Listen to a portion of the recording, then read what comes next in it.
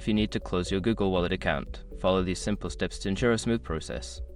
Make sure you have access to your account before starting. Step 1. Sign into Google Wallet. Go to the Google Wallet website or open the app on your device. Enter your login credentials to access your account. Step 2. Access account settings. Once logged in, navigate to the account settings. This is usually found by clicking on your profile picture or the menu icon in the app. Step 3. Find the account closure option. In the account settings menu, look for an option related to account management or closure. This may be labeled as close account or delete account. Step 4. Follow the prompts. Click on the account closure option and follow the prompts provided. You may need to confirm your decision and provide a reason for closing your account. Step 5. Confirm closure. After following the prompts, you will receive a confirmation message.